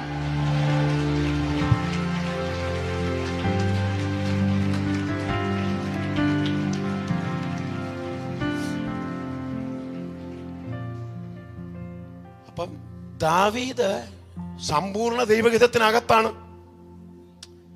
സമ്പൂർണ്ണ ദൈവഹിതത്തിനകത്ത് നിന്നതുകൊണ്ടാണ് അഭിഷക്തനായത്, തലയിൽ തൈലം വീണത്, ഒരു കല്ലുകൊണ്ട് ഗോലിയാത്തിനെ ജയിച്ചത്. ദാവീദ് പൂർണ്ണമായി ദൈവത്തിന്റെ വഴിയിലാണ്, ദൈവഹിതം അനുസരിക്കുകയാണ്, ദൈവത്തിന്റെ പാതയിലാണ്. അന്നു മുതൽ കണ്ടോ ശൗലിന് കണ്ണുകടി തുടങ്ങി. ശൗലും ശൗലിന്റെ ഫാൻസ് അസോസിയേഷനും, അങ്ങനൊക്കെ പറയാം, നമുക്ക് ഇന്നത്തെ ഭാഷയാണല്ലോ. ശൗലും ശൗലിന്റെ ഫാൻസും ശൗലിന്റെ കിങ്കരന്മാരും ദാവീദിനെതിരായി. ദാവീദ് എന്ത് ചെയ്തു? എന്റെ ചോദ്യം, ദാവീദ് എന്ത് ചെയ്തു? ദാവീദ് ഒരു തെറ്റും ചെയ്തില്ല, ദൈവഹിതം അനുസരിച്ചതേ ഉള്ളൂ. അപ്പൊ എന്റെ ശത്രുക്കൾ എന്ന് ദാവീദ് പറയുന്നതിന്റെ ഒരർത്ഥം ഇതാണ്: സമ്പൂർണ്ണ ദൈവഹിതത്തിനകത്തേക്ക് നമ്മൾ കയറി നിന്നാൽ, അഭിഷേകത്തിന്റെ ജ്വലനത്തിലേക്ക് നമ്മൾ മാറി നിന്നാൽ, ഇപ്പം നമ്മെ ഇഷ്ടമുള്ള പലരും, ഇപ്പം നമ്മോട് ഇഷ്ടമുള്ള പലരും നമുക്കാരാവാം? ശത്രുക്കളാവാം. ഓ, ഇവനൊരു വലിയ പ്രാർത്ഥനക്കാരൻ, ഇവളൊരു വലിയ പ്രാർത്ഥനക്കാരി. ഇത് പറയുന്നത് പഞ്ചായത്ത് മെമ്പറോ പഞ്ചായത്തിലുള്ളവരൊന്നുമല്ല, നമ്മുടെ ആളുകൾ തന്നെ പറയും. ഒന്നാമത് അവര് കത്തുകയില്ല, പക്ഷെ കത്തുന്ന നമ്മളെ കാണുമ്പോൾ അവർക്ക് കലിപ്പ. പോട്ടെ, അത് അത്രയും പറഞ്ഞപ്പം നിങ്ങൾ കുറച്ചു പേരുടെ മുഖം കണ്ടപ്പോൾ പറഞ്ഞാൽ അതൊന്നുകൂടെ പറ മാസ്റ്റേ, ഞാനത് വീട്ടിലും അനുഭവിക്കുക. ഹല്ലേലൂയ. എത്ര നേരം സീരിയൽ കണ്ട് ഇരുന്നാലും നമ്മുടെ ആളുകൾക്ക് മടുക്കത്തില്ല. ചില സഹോദരന്മാരുടെ കാര്യം കൂടെ പറയുന്നു, മടുക്കത്തില്ല. അതേസമയം ടി വി എല്ലാം ഓഫ് ചെയ്ത് മുറിക്കകത്തോട്ട് കയറി ഇച്ചിരി ഒച്ചത്തിലൊന്ന് അന്യഭാഷ പറഞ്ഞ്, എല്ലാവരും കിടന്നു, ഇച്ചിരി ഒച്ചത്തിലൊന്ന് അന്യഭാഷ പറഞ്ഞു പ്രാർത്ഥിച്ചു നിൽക്കുക. മനുഷ്യന്റെ ശത്രുക്കൾ അവന്റെ വീട്ടുകാർ തന്നെ എന്നൊരു വാക്യമുണ്ട്. കുഞ്ഞോളെ, ദൈവം കേട്ടോളും, നീ ഇച്ചിരി ശബ്ദം കുറയ്ക്കേ. അതിനു മുമ്പ് ടി വിക്കകത്തൊന്ന് ചെവി പൊട്ടുന്ന സൗണ്ട് ഈ കുഞ്ഞച്ചൻ കേൾക്കുമായിരുന്നു. കുഞ്ഞച്ചൻ അതിൻ്റെ ശബ്ദം ഒന്നും ഒരു വിഷയവും, പ്രാർത്ഥനയുടെ ശബ്ദം കേട്ടാൽ. അപ്പം ആ കുഞ്ഞച്ചനെ ശ്രദ്ധിച്ചോണം, ഒന്നുകിൽ ഒരു 3 എണ്ണമെങ്കിലും പുള്ളിയുടെ മേളിലുണ്ട്. ഹല്ലേലൂയ. എനിക്ക് എണ്ണം കൃത്യമായിട്ട് അങ്ങോട്ട് കാണാൻ പറ്റുന്നില്ല. ഉണ്ടെന്ന് അല്ലെങ്കിൽ മറ്റു ശബ്ദങ്ങൾക്കൊന്നും പ്രശ്നമില്ല. ആരാധനയുടെ ശബ്ദം കേട്ടാൽ അത് നമ്മുടെ നാട്ടുകാർക്കും അങ്ങനെയാണല്ലോ. ചെവിക്കല്ല് പൊട്ടുന്ന സിസ്റ്റം 15,000 ഒക്കെ വെച്ച് ഇടിച്ചിളക്കുന്ന ഒരു പ്രോഗ്രാം നടന്നാൽ ഒരു കുഴപ്പമില്ല ഫോർട്ട് കൊച്ചിക്കാർക്ക്, കേരളത്തിലുള്ളവർക്ക്. അതേസമയം ഒരു 10,000-5,000 വാട്ട്സിന്റെ സിസ്റ്റം വെച്ച് ഒരു പരസ്യമോ ഒരു കൺവെൻഷനോ ഒക്കെ നടത്തി നോക്ക്, വെരുക നടക്കുന്ന പോലെ ഇവനിങ്ങനെ നടക്കുന്നു. നമ്മുടെ പിള്ളേരുടെ എക്സാമിന്റെ സമയത്ത് പോലും ചിലര് കോളാമ്പി വെച്ചാണ് ദൈവത്തെ പ്രസാദിപ്പിക്കുന്നത്. അതിന് പ്രശ്നമില്ല. റോഡിൽ പന്തലിട്ടാണ് പരിപാടി നടത്തുന്നത്, അതിന് പ്രശ്നമില്ല. പക്ഷെ നമ്മളാണെങ്കിലോ, നമ്മളെങ്ങാനും റോഡിൽ പന്തലിടുവോ? ഞാൻ താമസിക്കുന്നതിന് അടുത്തൊരു സ്ഥലമുണ്ട്, സ്ഥലപ്പേരൊന്നും പറയുന്നില്ല. അവിടെ റോഡിൽ പന്തലിടാറുണ്ട് ഒരു വിശേഷ ദിവസം, വർഷത്തിലൊരിക്കൽ. നമ്മുടെ സഭക്കാരെല്ലാം കൂടെ ചേർന്ന് റോഡിൽ ഒരു പന്തലിട്ട് ഒരു പരിപാടി വെക്കും. പെർമിഷൻ കിട്ടുമോ? പെർമിഷൻ കിട്ടത്തില്ല. അതാ ഞാൻ പറഞ്ഞത്, കൃപയുള്ളവനെതിരാണ് ഈ ലോകം, അഭിഷേകത്തിൽ നിൽക്കുന്നവനെതിരാണ് ഈ ലോകം. ആമേൻ. പോട്ടെ, നമ്മുടെ സമയം മുമ്പോട്ട് പോകുന്നു. പെട്ടെന്ന് ഞാൻ വരട്ടെ. സ്തോത്രം. അന്നു മുതൽ ശൗലിന് ദാവീദിനോട് കണ്ണുകടി തുടങ്ങി. അപ്പം ദാവീദിന് ശത്രുക്കൾ ഉണ്ടായി എന്ന് പറയുമ്പോൾ ഒന്ന് ഇതാണ്. രണ്ട് ദാവീദ് എൻ്റെ ശത്രുക്കൾ എന്ന് പറയുമ്പോൾ അതിന് വേറൊരർത്ഥം കൂടെ ഉണ്ട്. ഇത് മിസ് ചെയ്യാതെ കേൾക്കണം. ഊരിയാവിൻ്റെ ഭാര്യയോട് ദാവീദിന് ഒരു പ്രത്യേക താല്പര്യം, പ്രത്യേക ഇഷ്ടം. ദാവീദിന്റെ കുടുംബജീവിതത്തിന്റെ താളം തെറ്റുവാണ്. ശ്രദ്ധിച്ചു കേൾക്കണത്. ഏത് ദാവീദിന്റെ എന്ന് ഓർക്കണം? അഭിഷേകമുള്ള ദാവീദിന്റെ,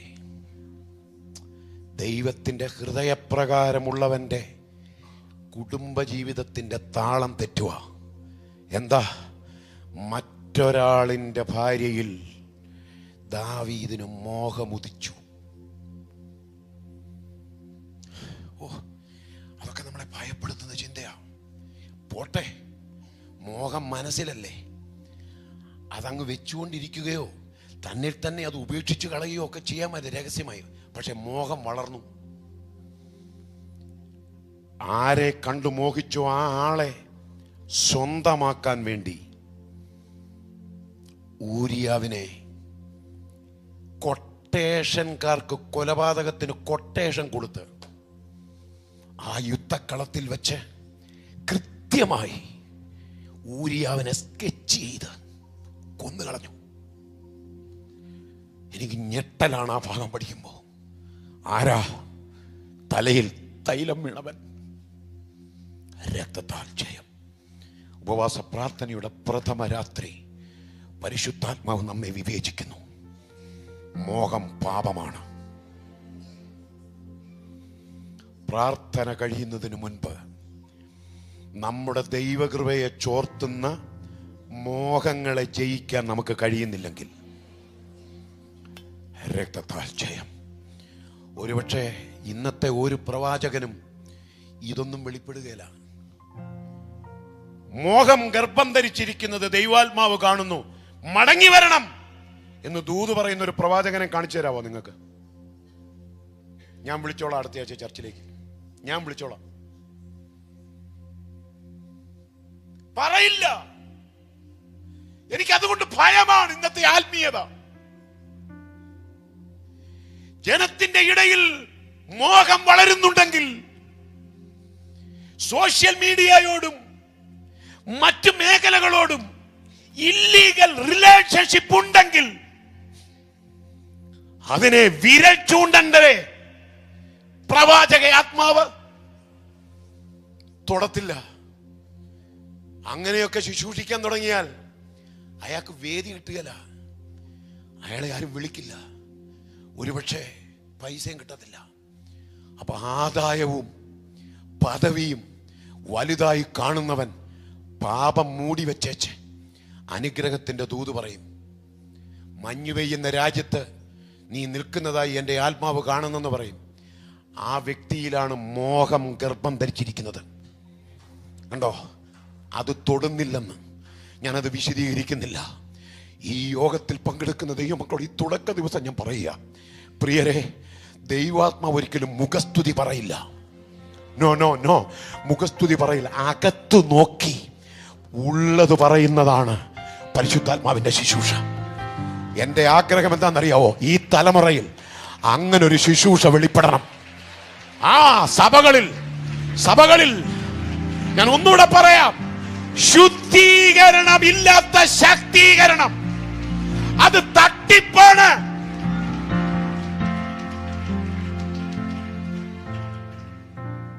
അങ്ങനെയുള്ളവരോടൊക്കെ ദൈവം ക്ഷമിക്കട്ടെ.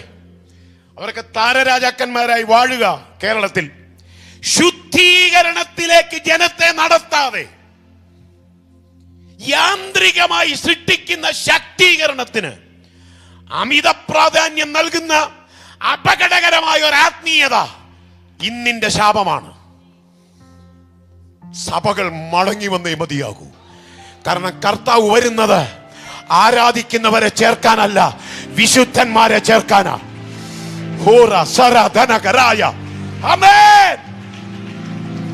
നമ്മുടെ പെർഫോമൻസിലൊന്നും പ്രസാദിക്കുന്നവനല്ല ദൈവം. നമ്മുടെ പെർഫോമൻസിലല്ല നമ്മുടെ കർത്താവ് പ്രസാദിക്കുന്നത്, നമ്മുടെ ആന്തരിക ശുദ്ധിയില.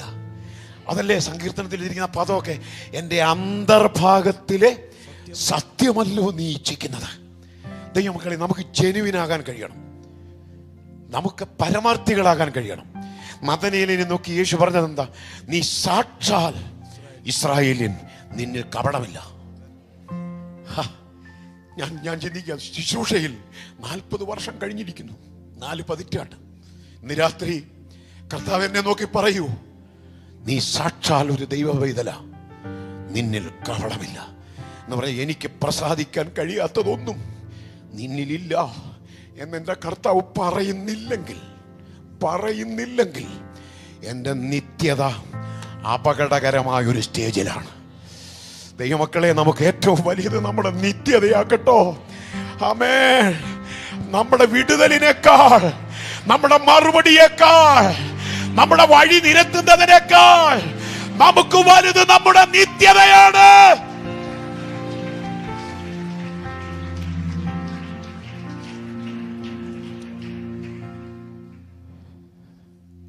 ഊരിയാവിനെ കൊന്നു. ആ കൊലപാതകത്തിന്റെ പിൻപിൽ ദാവീദാണെന്ന് ഒരുമാതിരി എല്ലാവരും അറിഞ്ഞു. ദാവീദിന് ഏറ്റവും അടുപ്പം ഉണ്ടായിരുന്ന ആളാ യോവാബ്. യോവാബും ദാവീദും ഭയങ്കര അടുപ്പക്കാരായിരുന്നു. പക്ഷെ യോവാബ് അന്നു മുതൽ ദാവീദിനെ വെറുത്തു തുടങ്ങി. കാരണം നമ്മുടെ ഭാഷയിൽ പറഞ്ഞാൽ, നിങ്ങളെ ഞാൻ ഇങ്ങനെയൊന്നും അല്ല ഇതുവരെ കണ്ടത്, നിങ്ങൾക്ക് ഇങ്ങനെ ഒരു മുഖമുണ്ടെന്ന് ഞാൻ ഇന്ന് അറിഞ്ഞത്. ഇനി നമ്മൾ തമ്മിൽ ഒരു ബന്ധവുമില്ല. നിങ്ങൾ ആ കഥ വായിച്ചാൽ നമ്മൾ ഞെട്ടിപ്പോവും. ആ യോവാബിനെ പിന്നെ കൊല്ലുന്നുണ്ട്. ഞാൻ അങ്ങോട്ടൊന്നും പോകുന്നില്ല, ഞാൻ പറഞ്ഞു വരട്ടെ.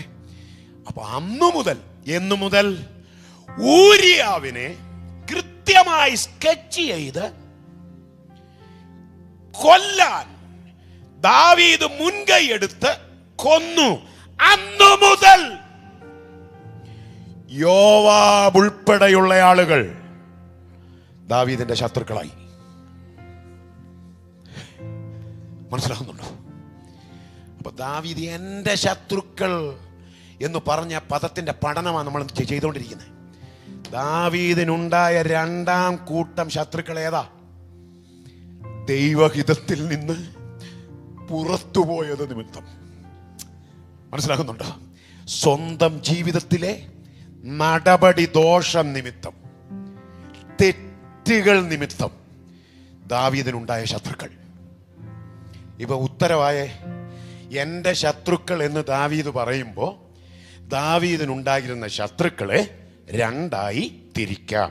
ഒന്ന്, ദൈവഹിതത്തിന് അകത്ത് നിൽക്കുന്നത് നിമിത്തം, അഭിഷേകത്തിൽ ജ്വലിച്ചു നിൽക്കുന്നത് നിമിത്തം ദാവീദിനുണ്ടായ ശത്രുക്കൾ. 2, അരുതാത്തത് ചെയ്തത് നിമിത്തം, കൊലപാതകം പോലെയുള്ള മഹാപാപങ്ങളിലേക്ക് ദാവീദ് പോയതു നിമിത്തം ദാവീദിനോട് ഇഷ്ടമുണ്ടായിരുന്ന യോവാബ് ഉൾപ്പെടെ ഒരുപാട് പേർ ദാവീദിന്റെ ശത്രുക്കളായി. 2 വിഭാഗം ശത്രുക്കൾ. ഇനി വേണം അടുത്ത പദം ചിന്തിക്കാൻ. നമുക്കത് വിശദീകരിക്കാൻ നേരമില്ല, പെട്ടെന്ന് ഞാൻ പറഞ്ഞു നിർത്തും. അതുകൊണ്ട് ദാവീദ് പ്രാർത്ഥിക്കുന്നത് എന്താ? എന്റെ ശത്രുക്കൾ നിമിത്തം നിന്റെ നീതിയാൽ എന്നെ നടത്തണമേ എന്ന് പറഞ്ഞാൽ ദാവീദിന് കൃത്യം കാര്യങ്ങളെല്ലാം മനസ്സിലുണ്ട്. അതുകൊണ്ട് ദാവീദ് പറയുന്നതിന്റെ അർത്ഥം എന്നാണെന്നറിയോ? ദാവീദ് എന്താ ഉദ്ദേശിക്കുന്നത്? ഞാൻ ഇതിനകത്ത് ഇടപെടുകയില്ല. നീ നീതിമാനാണല്ലോ, നിന്റെ നീതിയുടെ വെളിച്ചത്തിൽ നീ അത് ചെയ്താട്ടെ. എനിക്ക് പ്രതികാരമില്ല, എൻ്റെ ശത്രുക്കളോട് എനിക്ക് പ്രതികാരമില്ല. ദാവീദ് പ്രതികാരം ചെയ്തില്ല എന്നുള്ളതിൻ്റെ ഒരു തെളിവ് എന്നറിയോ? ഈ ദാവീദിന്റെ മെയിൻ ശത്രു ശൗലായിരുന്നല്ലോ. ശൗലായിരുന്നു. അത് എന്തുകൊണ്ടാണെന്ന് ഞാൻ പറഞ്ഞു. ശൗലിനെ കൈ കിട്ടിയതാ അല്ലേ? അതുല്ലാം ഗുഹയിൽ വെച്ച് ശൗലിനെ കൈ കിട്ടിയതാ. ദാവീദും കൂട്ടരും ഗുഹയ്ക്കകത്തൊളിച്ചിരിക്കുമ്പോ ശൗല് ദാവീദിനെ തേടി തേടി വന്ന് ഗുഹയുടെ വാതിൽക്കൽ ഇരുന്ന് ക്ഷീണിച്ച് മയങ്ങിപ്പോയി. കൂടെ ഉണ്ടായിരുന്നവര് ഒരു കത്തി എടുത്ത് കൊടുത്തിട്ട് പറഞ്ഞു, ദേ നമ്മുടെ ശത്രു, ദേവദാസന്റെ ശത്രു ദേ വാതിക്കൽ തട്ടിയേക്കാൻ പറഞ്ഞു. ദാവീദ് കത്തിയുമായിട്ട് ചെന്നപ്പോൾ ദൈവത്തിന്റെ ആത്മാവ് ദാവീദിനോട് ഇടപെട്ടു. യഹോവയുടെ അഭിഷക്തന്റെ മേൽ കൈവെക്കരുത്. ഓ, അതൊക്കെ എന്തൊരു ആത്മീയതയാ. നമ്മളൊക്കെയാണെങ്കിൽ ഒന്ന് വരഞ്ഞെങ്കിലും വിട്ടേനെ. എന്നിട്ട് നമ്മൾ പറയും, ഞാനായതുകൊണ്ട് ഇച്ചിരി തൊലി പോയതേ ഉള്ളു, അല്ലേ? ഓ, അപ്പൊ അല്ലാതെ തട്ടിയനെ അല്ലേ? എങ്ങനെ വിശ്വസിക്കും നമ്മൾ ചിലരെ? എന്നാൽ നിങ്ങൾ നോക്കണം, ശൗലിനെ ദാവീദിന്റെ കയ്യിൽ കിട്ടിയെന്ന് തെളിയിക്കാൻ ദാവീദ് ഒരു കാര്യം ചെയ്തു. ആ കത്തി കൊണ്ട് ശൗലിന്റെ വസ്ത്രാഗ്രം മുറിച്ചെടുത്തു. എനിക്ക് എന്റെ അത്ഭുതം എന്നറിയോ? ശൗലിന്റെ വസ്ത്രാഗ്രം മുറിച്ചെടുത്തിട്ട് അത് ദാവീദിന്റെ മനസാക്ഷിയെ കുത്തി തുടങ്ങിയെന്ന. ഉയ്യോ, നമ്മൾ കണ്ടിച്ചിട്ടാലും നമുക്ക് ഒരു മനസാക്ഷി കുത്തൂല. വസ്ത്രാഗ്രം മുറിച്ചിട്ട് ദാവീദിന്റെ മനസാക്ഷി കുത്തി തുടങ്ങി. ഇപ്പൊ മനസ്സിലായോ?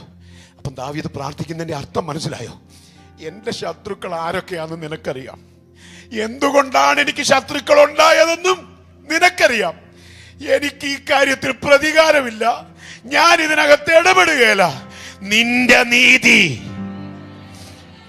അതാ ദാവീദ് പറയുന്നത്, നിന്റെ നീതി നടത്തേണമേ. ആമേൻ. ഞാൻ ഇന്ന് രാത്രി ദൈവമക്കളോട് പറയാം, ദൈവത്തിന് വിട്ടേറെ. നിന്നെ വേദനിപ്പിക്കുന്ന ആ വിഷയം, നിന്നെ വേദനിപ്പിക്കുന്നവരെയും ദൈവത്തിന് വിട്ടേറെ. അവൻ നീതി നടപ്പാക്കുന്ന ദൈവമാ, അവൻ നീതിയോടെ കാര്യം ചെയ്യുന്ന ദൈവമാ. അതുകൊണ്ട് ഞാൻ ആ ദൂത് ആവർത്തിച്ചു പറയുന്നു. ഈ 2025 നമ്മുടെ ഈ പ്രാർത്ഥനയിൽ ദൈവം തന്റെ നീതി നടപ്പാക്കാൻ പോകുന്നു.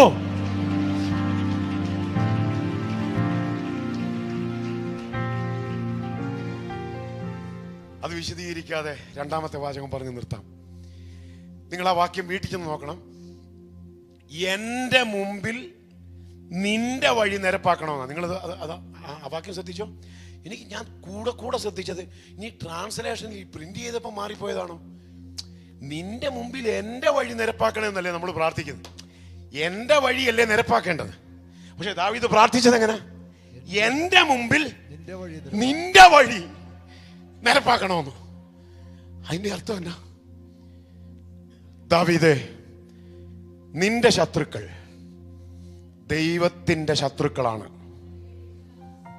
കയ്യിലിരിപ്പ് കൊണ്ടുണ്ടായ ശത്രുക്കളുടെ കാര്യമല്ല ഞാൻ ഈ പറഞ്ഞത്. ദൈവഹിതപ്രകാരം നിന്നതിന്റെ പേരിൽ നിനക്ക് ശത്രുക്കൾ ഉണ്ടായെങ്കിൽ ആ ശത്രുക്കൾ ആരുടെയും കൂടെ ശത്രുക്കളാണ്? ദൈവത്തിന്റെയും കൂടെ ശത്രുക്കളാണ്. അപ്പൊ എന്റെ ശത്രുക്കൾ ദൈവത്തിന്റെയും കൂടെ ശത്രുക്കളാണ്.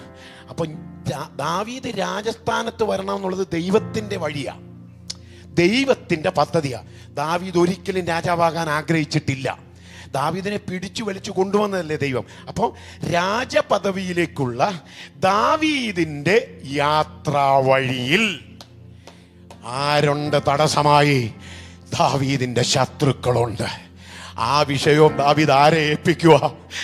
ദൈവത്തെ ഏൽപ്പിക്കുക.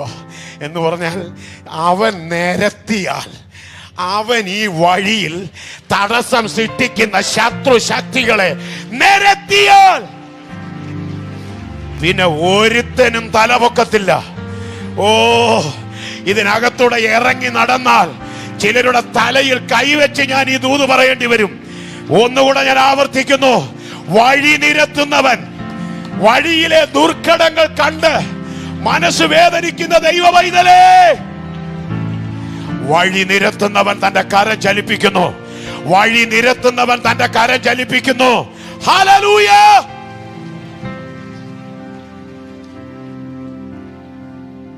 നമ്മുടെ ഭാഗത്തെ കുറ്റം കൊണ്ട് നമുക്ക് ശത്രുക്കൾ ഉണ്ടായാൽ ദൈവം ഇടപെടുകയില്ല. അത് നമ്മൾ പരിഹരിക്കണം. ആ വിഷയം നമ്മൾ പരിഹരിക്കണം. എന്നാൽ ദൈവത്തിൻ്റെ ഹിതപ്രകാരം ദൈവം പറഞ്ഞിട്ട് ഒരഭിഷേകത്തിലേക്കോ ഒരാത്മീയ ഉയർച്ചയിലേക്കോ ഞാൻ വന്നിട്ട് അതിൻ്റെ പേരിൽ വഴിയിൽ ഏതെങ്കിലും ശത്രുക്കള് കയറി നിന്നാൽ നമ്മൾ ഒന്നും ചെയ്യണ്ട, അവൻ ഇറങ്ങി നിന്ന് നിരപ്പാക്കും. ഹല്ലേലൂയ.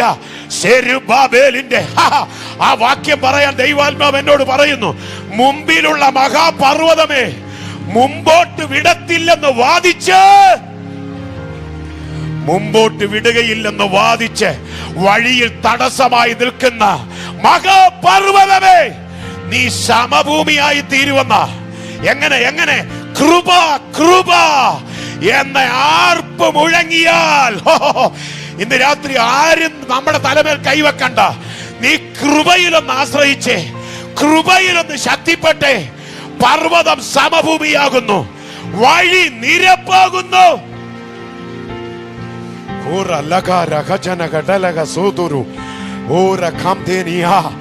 രക്തം ജയം, രക്തം ജയം, രക്തം ജയം. ആമേൻ, ആമേൻ, ആമേൻ. സത്യത്തിന് വേണ്ടി ഇറങ്ങിയതിന്റെ പേരിൽ, വിശ്വാസത്തിന് വേണ്ടി ഇറങ്ങിയതിന്റെ പേരിൽ, ഈ പ്രമാണത്തിന് വേണ്ടി നിൽക്കുന്നതിന്റെ പേരിൽ നിനക്കാരൊക്കെ ശത്രുക്കളുണ്ടായാലും അവരൊക്കെ എന്തൊക്കെ ചെയ്താലും, ഞാൻ ഈ ഭാഷയൊന്നും ഉപയോഗിക്കുന്ന ആളല്ലെങ്കിലും അങ്ങനെ പറയാൻ എൻ്റെ മനസ്സിലൊരു താല്പര്യം, തകിട് ജപിച്ച് ചെയ്താലും മണ്ണിൽ കുഴിച്ചിട്ടാലും 60 പൂജ നിനക്കെതിരെ ചെയ്താലും ഈ ലോകം മുഴുവൻ നടന്ന് സകല മന്ത്രവാദികളെയും സ്വാധീനിച്ച് നിന്നെ മടക്കിക്കൊണ്ടുപോകാൻ, നിന്റെ നന്മയെ മുടക്കാൻ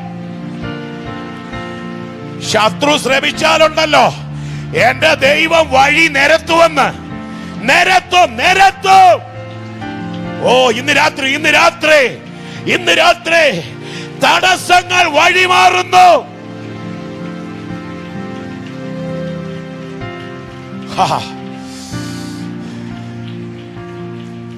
അതെ, ചിലർക്കെതിരെ ചില മന്ത്രശക്തികളുടെ വ്യാപാരങ്ങൾ ചിലപ്പോൾ തലപൊക്കുന്നുണ്ട്. എന്നാൽ ഇന്ന് രാത്രി വചനത്തിന്റെ വാളുകൊണ്ട് ആ പോരിനെ കൃപ പ്രാപിച്ച ദൈവമക്കൾ ഒരുമിച്ച് വെട്ടുന്നു.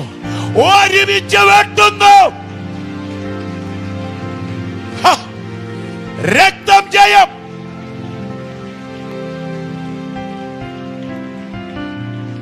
ഒരു നിമിഷം നമുക്ക് എഴുന്നേൽക്കാം. ഒരു നിമിഷം. ദൈവമേ, എൻ്റെ ശത്രുക്കൾ നിമിത്തം നിന്റെ നീതിയാൽ എന്നെ നടത്തണം.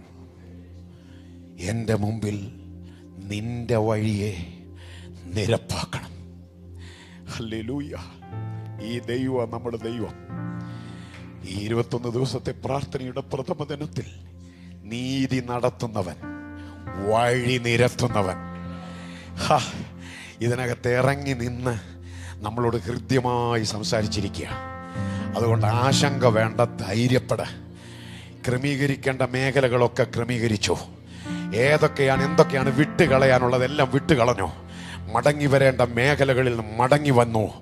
ഇന്ന് രാത്രി എൻ്റെ ശുദ്ധീകരണത്തിനും എൻ്റെ വിടുതലിനും എൻ്റെ ശക്തീകരണത്തിനും ആവശ്യമായ ആത്മീയ ആലോചന ദൈവത്തിൻ്റെ ആത്മാവ് എന്നോട് പങ്കുവെച്ചു എന്ന് ഉള്ളത്തിൽ ഉറപ്പുള്ള ദൈവമക്കൾ, ഉത്തമ ബോധ്യമുള്ള ദൈവമക്കൾ ആ കരങ്ങളൊന്ന് ഉയർത്തി.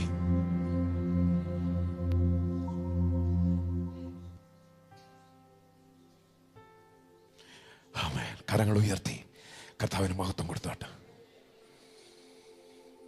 നമ്മൾ ആ പാട്ടിൻ്റെ 1-2 സ്റ്റാൻസ് ഒന്ന് പാടാൻ എനിക്ക് ആഗ്രഹമുണ്ട്.